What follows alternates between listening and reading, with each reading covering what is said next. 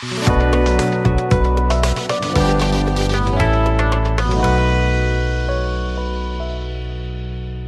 Everyone, good morning. कैसे हैं आप लोग? बढ़िया, ठीक है। तो आज हम स्टार्ट कर रहे हैं हमारा एक नया पूरा टॉपिक है ना। 11th में जो बच्चे हुए या फिर 12th में जेई की प्रिपरेशन कर रहे हैं, आप कोई भी एग्जाम की प्रिपरेशन कर रहे हैं, तो एक नया टॉपिक है, बहुत ही खूबसूरत है, मैट्रिसेस और डिटर्मिनेंट। ठीक है, मैट्रिसेस की बात की जाए तो मैट्रिक्स, सबसे पहले सवाल आता है क्यों पढ़ना चाहिए, क्या वेटेज रखता है जेई के लिए, ठीक है, कितने दिनों में कवर हो जाएगा और क्या क्या चीज़ें इसके अंदर इंपॉर्टेंट हैं। अगर हम ये चीज़ समझ पाते हैं बहुत अच्छी तरह से, इसके क्या नियम हैं, ठीक है, तो हमारे लिए ऑब्वियस सी बात है ये चैप्टर समझने के लिए बहुत आसान हो जाता है। और हमें सवाल भी करने हैं, तो जेई के पूरे सवाल भी करेंगे हम, साथ साथ पूरा चैप्टर समझेंगे भी। तो जैसे कि आज पहला लेक्चर है ना, तो हम आज जान लेंगे कि हमारा जैसे मैट्रिक्स क्या है।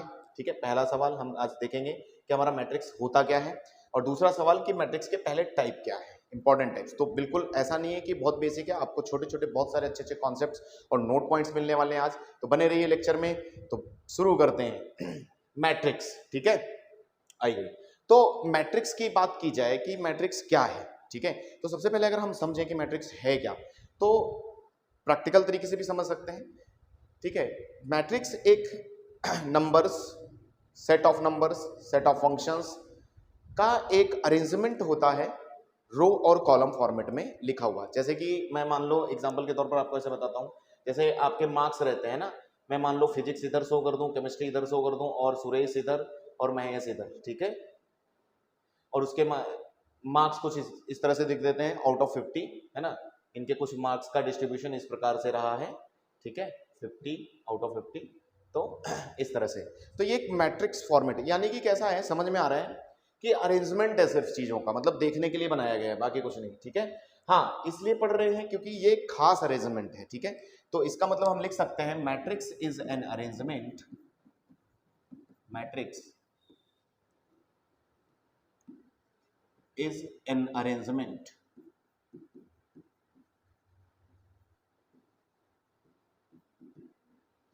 of numbers, functions। ठीक है, नंबर्स में मतलब सारे आ गए, कॉम्प्लेक्स नंबर भी आप यूज कर सकते हो। Functions written in row cross column format. ठीक है, तो बेसिक तौर पर हम ये समझ गए कि ठीक है ये होता है। ओके, अब हम दूसरी चीज ये जानना चाहेंगे कि ठीक है रो कॉलम में होता है, तो इसके इंपॉर्टेंट बातें क्या क्या हैं। जैसे कि कुछ बातें इंपॉर्टेंट हैं, जैसे पहली बात हम जान लेते हैं कि इट हैज नो वैल्यू। बहुत कंफ्यूज रहते हैं हम, है ना, it has no value, only representation. ठीक है, इसकी कोई भी वैल्यू नहीं होती साहब, है ना। ठीक है, तीसरा, अगर हम इसको दिखाएं तो इसको हम कैपिटल लेटर से शो करते हैं, किसी भी मैट्रिक्स को हम कैपिटल लेटर से दिखाते हैं। ठीक है, तो जैसे ए, ठीक है, तो यहां पर एक हो जाता है ए आई जे, ठीक है, एम क्रॉस एन लिख लेते हैं हम। एम क्रॉस एन क्यों सर, देखो और इसमें अब ये हर चीज को समझते हैं हम, मैथमेटिकली किसी भी मैट्रिक्स को इस प्रकार से लिखा करेंगे, ठीक है, कैपिटल लेटर से। अब ए आई जे जो ये है अंदर, ये बोला जाता है एलिमेंट ऑफ मैट्रिक्स। ठीक है, ये इसके घर में रहता है, एलिमेंट ऑफ मैट्रिक्स। यहीं पर m को हम बोल देते हैं नंबर ऑफ रोज, यानी कि हमें पता हो जाता है कि इसमें कितनी रोज रही हैं। ठीक है, बहुत आसान चैप्टर है समझने के लिए। नंबर ऑफ कॉलम्स को दिखाता है। ठीक है, तो इस प्रकार से हम समझ जाते हैं कि किसी भी एक तरीके का रेक्टेंगल मैट्रिक्स है m क्रॉस n, ठीक है, तो यहाँ पर नंबर ऑफ रोज ये एलिमेंट हो जाता है, हम मैट्रिक्स को कैपिटल लेटर से शो करते हैं। ठीक है, ये सब छोटी छोटी बातें समझ में आ गई, और ये एक अरेंजमेंट है, इसकी कोई भी वैल्यू नहीं होती है। जैसा कि यहाँ पर एक आपको m क्रॉस n मैट्रिक्स दिखाया गया है, तो उसमें अंदर एलिमेंट कैसे शो करते हैं। अब जैसे यहाँ पर ए आई जे दिखाया है, जैसे यहाँ पर ए आई जे आपने लिखा है, एलिमेंट है, लेकिन कौन सा एलिमेंट है सर, हमें कैसे पता चलेगा। तो ये वो एलिमेंट है जो ith रो, ठीक है, एंड jth कॉलम में बैठा है। आप ऐसे पहचान, ऐसे पकड़ते हैं, जे कॉलम एलिमेंट, ठीक है, यानी कि यहां से आप समझिए ये रो को दिखाता है, रो है, कौन सी रो में बैठा, और ये कॉलम शो करता है, तो आप ऐसे पहचान सकते हैं, यानी कि फर्स्ट रो फर्स्ट कॉलम का एलिमेंट है A11। तो इस प्रकार से आपको चीजें दिख रही होंगी, ठीक है। आइए कुछ चीजें इसमें मैं और आपको समझाने की कोशिश करता हूं, जैसे आप ध्यान से देखें यहाँ पर, ठीक है। तो ये एक जो एलिमेंट कुछ प्रकार के ऐसे दिखेंगे आपको डायगोनल पे, हालांकि इसमें डायगोनल पॉसिबल नहीं है, मैं थोड़ी देर के लिए इसको n क्रॉस n मान लेता हूं। n क्रॉस n का मतलब होता है स्क्वायर मैट्रिक्स, थोड़ी देर बाद आने ही वाला है, तो फिलहाल हम मान लेते हैं स्क्वायर मैट्रिक्स, ठीक है, ओके। तो आप पाएंगे कि ये डायगोनल एलिमेंट्स हैं, तो इनको हम डायगोनल एलिमेंट्स बोलते हैं। क्या बोलते हैं? डायगोनल एलिमेंट्स बोलते हैं। अपर, इसके ऊपर वाले लोग अपर ट्रायंगल बोले जाएंगे आगे चलकर, और ये लोअर ट्रायंगल। तो आप इन एलिमेंट्स को कुछ इस प्रकार से तोड़ भी सकते हैं आगे चलकर, तो हम तोड़ेंगे भी, और इसी प्रकार हम इनका स्टडी भी करेंगे, ठीक है। तो फिलहाल हम अभी इसी में रहते हैं, हमारे इस रेक्टेंगल मैट्रिक्स में टाइप्स करेंगे अभी और आगे। तो फिलहाल एक काम की बात है, यहाँ पर m इंटू n लिखा है, यानी कि m इंटू n एक खास चीज है, इसको हम ऑर्डर ऑफ मैट्रिक्स भी बोलते हैं, ठीक है, ऑर्डर ऑफ मैट्रिक्स बोलते हैं। और अगर हम m इंटू n को मल्टीप्लाई कर दें तो नंबर ऑफ एलिमेंट्स भी हमें पता चल जाते हैं, ठीक है। तो नंबर ऑफ एलिमेंट्स अगर आप देखें इसमें तो कितने हैं? m इंटू n, ठीक है। तो ये कुछ खास बातें आपको यहाँ पर लिख लेनी चाहिए। तो हम आगे बढ़ेंगे, अब हम समझेंगे कि रेक्टेंगल मैट्रिक्स के अंदर अब क्या क्या चीजें इंपॉर्टेंट है, तो ये आप कॉपी करते चलिए, ठीक है। बाकायदा आप बढ़िया से नोट्स भी लिख सकते हैं, ये आगे बढ़ते हैं। तो आगे हम बढ़े तो हम लिख लेते हैं कि हमारे मैट्रिक्स के बेसिक टाइप्स क्या है, ठीक है। आगे बढ़े तो हम लिख लेते हैं हमारे मैट्रिक्स के बेसिक टाइप्स क्या हैं। अच्छा, उससे पहले एक सवाल भी है हमारे पास, जैसे कि बेसिक क्वेश्चंस होते हैं, जैसे मैं आपको एक छोटा सा क्वेश्चन यहाँ पर करवा देता हूँ। क्वेश्चन हमारे पास है, जैसे मान लो आपने AIJ अगर एलिमेंट समझ लिया है, तो क्वेश्चन कुछ इस प्रकार से भी पूछा जाता है कि मान लीजिए AIJ जबकि आपका एलिमेंट था, तो मैं अगर आपसे क्वेश्चन पूछता हूं, मैं बोल रहा हूं फॉर्म ए 2x3 मैट्रिक्स, ठीक है, matrix when AIJ is equal to mod of I square minus J, ठीक है। ऐसा कोई भी क्वेश्चन सवाल बनाया जा सकता है, तो आपको एक ऐसा मैट्रिक्स फॉर्म करके दिखाना है जिसमें कि ये पैटर्न फॉलो होता रहा। बहुत सिंपल है, आप एक क्या काम करेंगे, उस मैट्रिक्स को मान लेते हैं A है, और हम 2x3 का एक मैट्रिक्स बनाने की कोशिश, 2x3 का मतलब है 2 रो हैं उसमें और 3 कॉलम है, तो कुछ इस प्रकार से आना चाहिए। तो 2x3 और एलिमेंट्स कैसे होंगे? 1 1, आप element first row first column 1 2, ठीक है, first row third column, yes. तो इस प्रकार से कितने एलिमेंट होंगे? 6 एलिमेंट होंगे। अब आपको यहां पर अगर मैट्रिक्स बनाना है तो आपको जरूरत है A11 की, A11, A12, A13। कुछ मैं निकालता हूं आगे, सेम एग्जांपल भी लिखा है तो आप सीख जाएंगे, ठीक है। 1 1 का मतलब होता है आप I की जगह भी 1, J की जगह भी 1 रखेंगे, तो आपके पास फॉर्मूला है यहाँ पर या रिलेशन है, तो 1 square minus 1 is 1, answer is 0। इधर कितना आ रहा है? 1 2 रखना है, तो ये हो गया 1 स्क्वायर माइनस 2, तो फिलहाल -1 होएगा, लेकिन मॉड है तो 1 लिख लेता हूं मैं। अगली बार इसी प्रकार A13 आ रहा है, तो अगेन 1 स्क्वायर माइनस 3 लिखेंगे, तो फिर से -2 तो 2। तो इस प्रकार से आप एक मैट्रिक्स फॉर्म कर सकते हैं, ये वैल्यूज आप वापस पुट करेंगे तो आपको एक, है ना, मैट्रिक्स मिल जाएगा। बहुत आसान सवाल है। आगे बढ़ते हैं, तो ये भी कुछ इसी प्रकार से सवाल पूछा गया है, देखिए, है ना, आपको यहाँ पर दिखेगा कि अगेन ये लोग पूछ रहे हैं कि 3x4 का मैट्रिक्स बनाइए जिसमें कि ये रिलेशन फॉलो हो रहा हो, और कितना? 3x4। तो आप क्या करेंगे, पहले ही 3x4 मतलब 3 रो और 4 कॉलम, ठीक है, 4 कॉलम का एक मैट्रिक्स पहले ही मान लीजिए, ठीक है। तो उसके एलिमेंट आपको भरने रहेंगे, ठीक है, A11, A22, तो यहाँ पर आप इस तरह से मानकर फिर से आप ये सेम फंक्शन लगाकर वैल्यूज भरेंगे और आप आंसर निकालेंगे। तो आप ये देख सकते हैं, प्रॉब्लम लिख लेंगे आप इस, है ना, ठीक है। आगे बढ़ते हैं, तो अब आगे हम सीखते हैं कि ठीक है, हमें पता चल गया कि मैट्रिक्स क्या होता है। अब हमें टाइप्स थोड़े जान लेने चाहिए कि भाई बेसिक इसके कौन से प्रकार हैं जो इंपॉर्टेंट है, पढ़ने चाहिए हमें। तो हम आ जाते हैं अब टाइप्स ऑफ मैट्रिक्स, हमारा दूसरा सवाल, ठीक है। तो टाइप्स अगर हम जानने चाहें तो हम m क्रॉस n मैट्रिक्स ले रहे हैं। कौन सा मैट्रिक्स ले रहे हैं? हम ले रहे हैं m cross n matrix. m समझ रहे हैं आप नंबर ऑफ रोज, और n आप समझ रहे हैं नंबर ऑफ कॉलम्स, ठीक है। तो अगर हम इसमें कुछ खास खास बातें देखें कि बेसिक टाइप्स क्या है, तो आइए टाइप्स पर चलते हैं।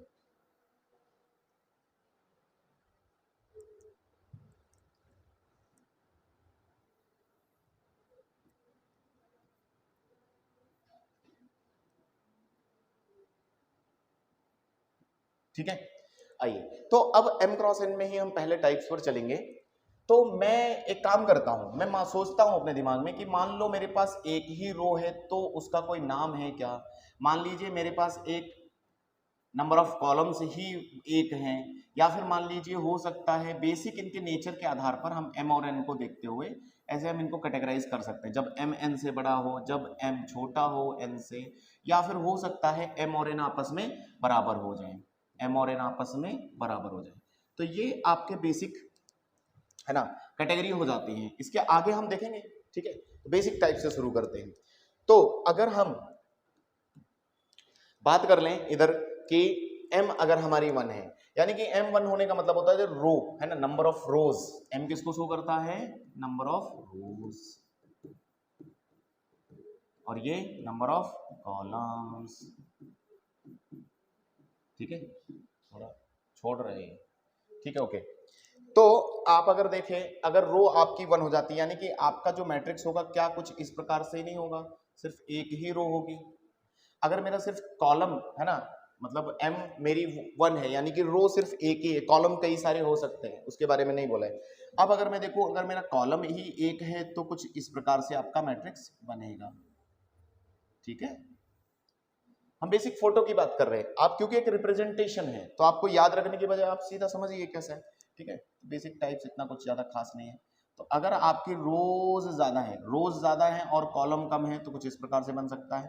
रोज ज्यादा मतलब रोज इस प्रकार से है, अगर आप पीछे देखें मैट्रिक्स में, ठीक है, तो आप देखें तो ये रोज बोली जाती हैं, जैसे कि ये R1 है रो 1, ये R2 है रो 3, इसी प्रकार ये RM है यानी कि mth रो है।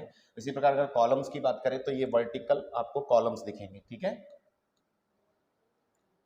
आते हैं, तो अगला हम देखें इसी में कि अगर ये छोटा है तो आपके कॉलम्स इस प्रकार ज्यादा हैं तो कुछ इस प्रकार से होगा। और अगर आपके पास दोनों ही बराबर मात्रा में यानी कि m क्रॉस n है, यानी कि आपका कुछ इस प्रकार से स्क्वायर मैट्रिक्स इसको बोलेंगे आगे चलकर n क्रॉस n, ठीक है। चलते अच्छा, अब आप देखिए इसका क्या नाम दिया जाता है, इसको हम आराम से रो मैट्रिक्स बोल देते हैं, है ना, क्योंकि रो जैसा है। इसको हम कॉलम मैट्रिक्स बोल देंगे, इनके फोटो के आधार पर इनके नाम हैं। अच्छा, ये वर्टिकल ज्यादा शेप में दिख रहा है तो ये वर्टिकल हम बोलेंगे मैट्रिक्स, और इसी प्रकार ये हॉरिजॉन्टल मैट्रिक्स, ठीक है, ये सर नो। चलिए, और इसी प्रकार चूंकि यहाँ पर बराबर आया है तो ये स्क्वायर मैट्रिक्स बोला जाएगा, ठीक है। तो आप आई होप बेसिक टाइप समझ गए कि पहले क्या क्या इनके आधार पर इस तरह से हम मैट्रिक्स को दिखा सकते हैं, ठीक है, आप कॉपी कर सकते हैं। अब हम इसमें जानेंगे कि भाई स्क्वायर मैट्रिक्स ही इंपॉर्टेंट क्यों है और स्क्वायर मैट्रिक्स ही हमें क्यों पढ़ना है। तो मैं पहले ही बता दूं कि देखिए ये बेसिक टाइप्स के बाद आप तुरंत स्क्वायर मैट्रिक्स पर ही आते हैं, क्योंकि जेईई के सिलेबस या जितना भी हम ऑपरेशन सीखते हैं मैक्सिमम पूछा जाता है सवाल तो आपका टाइप्स पर ही आता है। तो ठीक है, टाइप्स पर अगर हम बढ़े तो हम स्क्वायर मैट्रिक्स की भी बात करेंगे, ठीक है। तो मैं एक बेसिक फोटो बनाता हूँ, तो आप यहाँ पर हेडिंग लिख सकते हैं स्क्वायर मैट्रिक्स, स्क्वायर मैट्रिक्स, ठीक है। ऑर्डर है हमारा n क्रॉस n, ठीक है।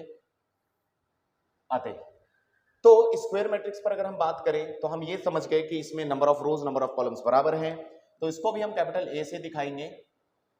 Aij हमारा एलिमेंट रहेगा और n क्रॉस n जैसा होगा, होगा कि नहीं होगा, सही है।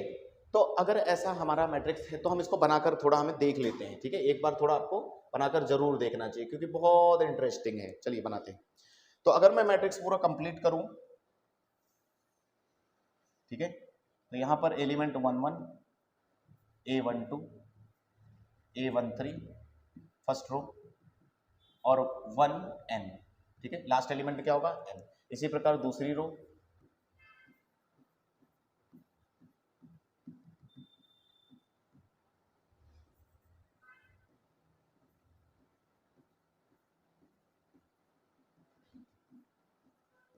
ठीक है, मैं फटाफट कंप्लीट करता हूं। ये nth रो होगी,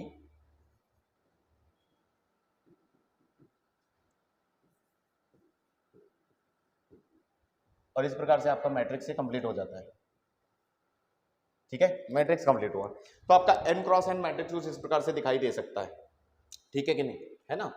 तो अगर अब आप इस मैट्रिक्स पे ध्यान से देखें तो जैसे कि हम जानते थे कि ये लास्ट वाला एलिमेंट n क्रॉस n है, तो ये नंबर ऑफ एलिमेंट्स को भी शो करता है कि नहीं, कि हम देखें कि नंबर ऑफ एलिमेंट्स कितने हैं टोटल, तो वो कितना बताएगा n स्क्वायर। तो यहाँ से n स्क्वायर यानी कि इसमें एलिमेंट्स हैं n रोज n कॉलम में बैठे हुए।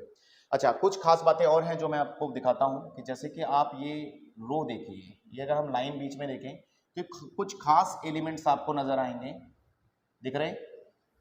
ठीक है, कुछ खास एलिमेंट है जो कि हमें डायगोनल में मिल रहे हैं, डायगोनल जैसे दिख रहे हैं, क्योंकि एक स्क्वायर है तो इसका एक डायगोनल भी है ना, स्क्वायर जैसा रिप्रेजेंटेशन है तो डायगोनल, तो इनको हम बोलेंगे डायगोनल एलिमेंट्स। इसी प्रकार ठीक है, यहां पर बैठे हुए कुछ अपर ट्रायंगल, अगर हम इसको डायगोनल से विभाजित कर रहे हैं मैट्रिक्स को, तो यहां पर आपके अपर ट्रायंगल में एलिमेंट दिख रहे हैं। इसी प्रकार फिर आप देखें तो लोअर ट्रायंगल में भी फिर है ना, बिल्कुल आप देखें तो आपके लोअर ट्रायंगल में भी एलिमेंट है। अब ऐसा करके इसका मतलब क्या हुआ, हमने यहीं से हमारा टाइप्स आ जाएगा। ठीक है, आप ध्यान से देखेंगे तो यहीं से ये पूरा स्क्वायर मैट्रिक्स खुल जाएगा। तो आप ध्यान से अगर समझें तो इसका मतलब ये हुआ कि हमने मैट्रिक्स को क्या किया है, 3 टुकड़ों में बांट दिया है, यानी कि 3 तरीके के एलिमेंट हम हर बार देखते हुए चलेंगे। जैसा कि अपर ट्रायंगल में अगर आप एलिमेंट देख रहे हैं, यानी कि यहाँ पर भी एलिमेंट जो है वो ए आई जे ही है। ठीक है, लेकिन खास बात यह है कि इन एलिमेंट्स में रो, देखिए आप रो पर गौर कीजिए तो 1 3 हमेशा कॉलम्स का जो है ना ज्यादा है, तो यानी कि जे इज ग्रेटर देन आई है यहाँ पर, समझ में आ रहा है। यानी कि इन सारे अपर ट्रायंगल के लिए हमेशा क्या हो जाएगा, तो इसको हम बोलेंगे एलिमेंट, है ना, A I J is equal to, इसको हम बोलेंगे upper triangle element, upper triangular element. इसको बाद में हम एक टाइप भी पढ़ेंगे अपर ट्रायंगुलर मैट्रिक्स। ठीक है, तो फिलहाल अभी इतना जानते चल रहे हैं कि ये इस तरह से है। अच्छा, दूसरी बात ये जान लेते हैं कि इसी प्रकार अगर ये डायगोनल में बैठे हैं तो इनका भी कुछ नाम होगा। ठीक है, तो इनको हम बोल देते हैं, ठीक है, डायगोनल एलिमेंट्स, प्रिंसिपल डायगोनल भी बोलते हैं या डायगोनल एलिमेंट बोल के खत्म कर देते हैं, डायगोनल एलिमेंट्स। इनके लिए खास बात ये आ रही है कि इनका ए आई जे जो है ना वो ए आई आई जैसा दिख रहा है। ठीक है, मतलब कहने का मतलब ये है आई इज इक्वल टू जे है, तो आपको बेसिक मैथमेटिक्स की तरह से इस तरह से लिख के लेना है। ये आगे देखते हैं। अब इधर वाले एलिमेंट में भी सेम देख लेते हैं, तो ये लोअर ट्रायंगल एलिमेंट बोले जाएंगे, एलिमेंट्स। और इनको हम अगर दिखाने की कोशिश करें तो इसको हम ये जैसे अगर दिखा रहे हैं तो इनका रोज इनकी ज्यादा है, नंबर ऑफ रोज ज्यादा, नंबर ये जो ज्यादा दिख रहा है और ये छोटा दिख रहा है, तो आप लिख सकते हैं कि आई इज ग्रेटर देन जे, यानी कि लोअर ट्रायंगल एलिमेंट के लिए हमेशा आई जो है जे से बड़ा होगा। तो इसका मतलब ये है हमने उनके एलिमेंट को देखते हुए, आई और जे को देखते हुए यहाँ पर 3 बातें की हैं। कौन कौन सी 3 बातें लिख लें फटाफट। यहाँ पर 3 बातें हमने की हैं कि जब आई बड़ा हो या बराबर हो, तो आइए लिखते हैं। तो इसका मतलब यह है कि जब आई बड़ा हो जे से, जब आई बराबर हो आई के जे के सॉरी, और जब आई छोटा हो जे से, यानी कि 3 बेसिक आधार पर हम स्क्वायर मैट्रिक्स को और आगे बांटेंगे। तो आई जब हमारा जे के से बड़ा है, ठीक है, आई जे से बड़ा है, तो इसको हम क्या पुकारेंगे, जल्दी देख लेते हैं। आई जब हमारा जे से बड़ा है, आई हमारा जे से बड़ा है, तो कौन सा है, लोअर ट्रायंगल। तो यहाँ पर लोअर ट्रायंगल इसको शो करता है, यानी कि लोअर ट्रायंगुलर एलिमेंट्स यहाँ पर हैं। ठीक है, यानी कि ये दिखा रहा है कि लोअर ट्रायंगल के हिस्से की बात कर रहे हो आप, ये आपका हो जाता है प्रिंसिपल डायगोनल। ठीक है ना, डायगोनल एलिमेंट्स। और इसी प्रकार ये आपका क्या फिर दिखा रहा था, ये आपने लिखा है अभी, आप लिख सकते हैं इसको, क्या दिखा रहा है इधर लिख देते हैं, है ना, अपर ट्रायंगल एलिमेंट्स। ठीक है, तो यहां तक आपका अगर बेसिक क्लियर हो जाता है कि ये क्या है, तो और कुछ इंटरेस्टिंग चीजें हैं इसके बारे में और जान लेते हैं। ठीक है, वो नोट करके हम बाद में लिखेंगे, फिलहाल अभी समझ लेते हैं। अगर आप देखें तो टोटल एलिमेंट्स पर अगर गौर करें तो टोटल एलिमेंट्स आपके कितने हैं, एन स्क्वायर एन। अब अगर आप देखें तो मैं आपसे बस इतना ही पूछना चाहूंगा कि अगर मैं इन एलिमेंट्स को सबको x मान लूं और इन एलिमेंट्स को भी x मान लूं, ठीक है, मैं क्या करना चाहता हूं कि ये एलिमेंट x हैं और यहां पर आपसे पूछ लूं कि ये कितने टोटल एलिमेंट हैं डायगोनल पर बैठे हुए। तो डायगोनल पर बैठे हुए टोटल एलिमेंट्स अगर देख रहे हैं यानी कि नंबर ऑफ डायगोनल एलिमेंट्स, मैं आपसे ये पूछना चाह रहा हूं कि डायगोनल एलिमेंट्स कितने हैं। तो कोई भी बता सकता है कि सर n लोग होंगे, n लोग होंगे, होंगे कि नहीं होंगे। तो अगर n लोग हैं तो यहां से एक छोटा सा कैलकुलेशन हम कर सकते हैं एलिमेंट्स के बारे में। कैलकुलेशन ये कि अगर आप इस फोटो को ध्यान से देख रहे थे, वापस बना देते हैं, तो यहां पर हमने 3 टुकड़ों में इसको बांटा है। ये हमारी प्रिंसिपल डायगोनल, अपर ट्रायंगल और लोअर ट्रायंगल। आप इस तरह से फोटो को दिमाग में बिठा लीजिए, ठीक है। तो यानी कि यहां पर समझ में आ रहा है ये x है, ये x है और ये n है, ठीक है। यानी कि एलिमेंट की बात कर रहे हैं हम, क्या बात कर रहे हैं हम, बात कर रहे हैं नंबर ऑफ एलिमेंट्स की,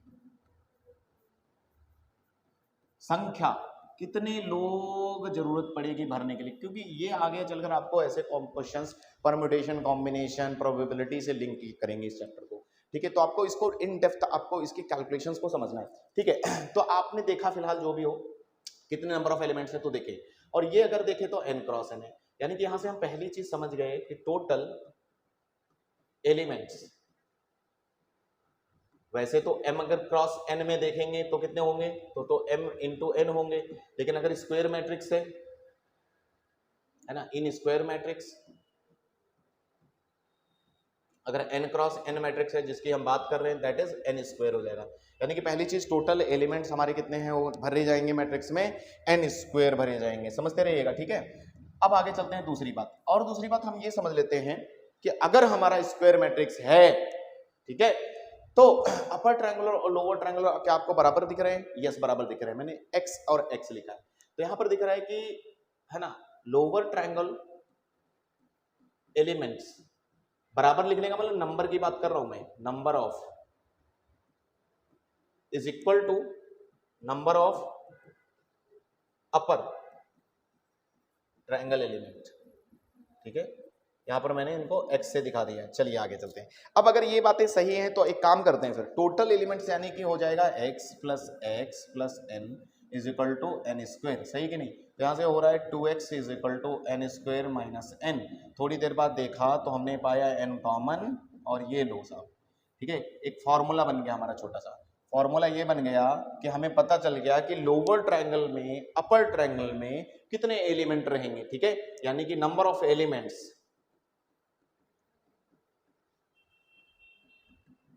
इन अपर या फिर lower triangle is equal to nn minus 1/2। ये कुछ फॉर्मूले की याद दिला रहे हैं ना, वो nn प्लस 1 होता था, याद दिला दूं, ठीक है ना, ये कैप है ना, कंफ्यूजन नहीं, ये nn माइनस 1/2 है। तो आपको बेसिक नंबर ऑफ एलिमेंट्स के बारे में भी बात पता चल गई, यस। एक मिनट और चलते हैं। तो स्क्वायर मैट्रिक्स को अगर आप आगे देखेंगे इन डिटेल, वैसे तो मैं बना के बता देता लेकिन टाइम बचाने के लिए, स्क्वायर मैट्रिक्स को अगर आप देखें तो n क्रॉस n अगर मैट्रिक्स चल रहा है हमारा, तो कुछ इस प्रकार से इसको कैटेगराइज करेंगे हम फर्दर। यानी कि इसके पहले 2 भाग होंगे, जिसमें कि पहला ट्रायंगुलर मैट्रिक्स आ जाएगा और दूसरा डायगोनल मैट्रिक्स आएगा, ठीक है। अब ट्रायंगुलर मैट्रिक्स में जैसा कि आपने पीछे देखा कि 2 तरीके के थे, तो पहला अपर ट्रायंगल की हम बात करेंगे, दूसरा लोअर ट्रायंगल। मैथमेटिकली मैंने आपको लिखना सिखाया कि i लेस देन j या j लेस देन ai, ठीक है। तो आओ, अपर ट्रायंगल का मतलब होता है अपर ट्रायंगल में एलिमेंट होना। अपर ट्रायंगल में, ऐसा आप हिंदी में याद कीजिए कि अपर ट्रायंगल में एलिमेंट होंगे। अपर ट्रायंगल ये रहा तो आप देखिए इसमें एलिमेंट है, ये गारंटी रहती है ना। डायगोनल का कुछ कह नहीं सकते, तो यहाँ पर आप देखिए ये i ग्रेटर देन j आपका अपर ट्रायंगल को ही दिखा रहा था। इसी प्रकार जब आपका i लेस देन j है यानी कि लोअर ट्रायंगल में एलिमेंट है ना, इसके लिए आप ये लिख सकते हैं हिंदी में, आप याद करने के लोअर ट्रायंगल में एलिमेंट, ठीक है। इसके लोअर ट्रायंगल में एलिमेंट है साहब, देखिए आप लोअर ट्रायंगल में एलिमेंट रह रहे हैं। यानी कि क्या हो रहा है कि सारे अपर ट्रायंगल, आप उल्टा याद कर लीजिए, लोअर है तो अपर ट्रायंगल में सारे एलिमेंट 0 होंगे, ये गारंटेड है। अगर अपर ट्रायंगल है तो लोअर ट्रायंगल में सारे एलिमेंट 0 रहेंगे। अब अगर हमने अपर को एक बार 0 और लोअर को एक बार 0 अगर कर लिया हो तो थोड़ा समय बचे, तो इसको भी देखो। तो डायगोनल मैट्रिक्स क्या कह रहा है कि नहीं, अब मेरे पास अपर और लोअर दोनों 0 हो गए। यानी कि जब भी मेरा i not equal to j है, मेरे पास एलिमेंट aij 0 भरा जाएगा। बोलने का मतलब है कि आई ग्रेटर हो, जैसे लेस हो, लोअर हो, अपर हो, मेरे दोनों है ना, ये देखिए ना आप जीरो हो गए, ठीक है, तो आपका ये जीरो रहेंगे, लोअर और अपर जीरो, यानी कि डायगोनल पर ही लोग होंगे। और इसको हम एक अलग तरीके से रिप्रेजेंट करते हैं, इसको हम लिखा करेंगे a इज इक्वल टू, जैसे ये लिखा है a इज इक्वल टू, तो इसको हम रिप्रेजेंट करते हैं डायगोनल ऑफ, जैसे एलिमेंट है d1 यानी कि d1 d2 और d3। क्योंकि अगर डायगोनल पे ही एलिमेंट है तो बाकी एलिमेंट लिखने का हम टाइम क्यों वेस्ट करें, और एक स्पेशल मैट्रिक्स बन जाता है डायगोनल मैट्रिक्स, ठीक है। सॉरी, अब हम आगे बढ़े तो इसे में और देखते हैं कि डायगोनल मैट्रिक्स फिर से कैटेगराइज हो रहा है आगे, ठीक है, ये तो हम समझ गए लोअर अपर। तो अब स्केलर मैट्रिक्स पर हम आते हैं। स्केलर मैट्रिक्स में क्या हो जाएगा कि अगर आपके डायगोनल के एलिमेंट एक जैसे, वन को छोड़कर, यूनिटी नहीं होना चाहिए, वन को छोड़कर अगर वो कुछ ए जैसे बन जाए, यानी कि A I J is equal to A, sorry A I J लिखना अब अच्छा नहीं लगता, आई आई लिखना चाहिए क्योंकि डायगोनल मैट्रिक्स की बात कर रहे हैं हम, है ना। तो ए हो जाए यानी कि कोई स्केलर क्वांटिटी क्या हो जाए, स्केलर, 2 भी चलेगा, 3 भी चलेगा, तो इसको हम एक नया मैट्रिक्स बोलेंगे, दैट इज स्केलर मैट्रिक्स।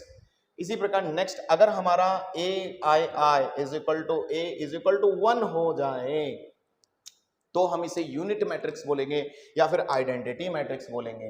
इसको कई लोग प्यार से आइडेंटिटी मैट्रिक्स भी बोलते हैं।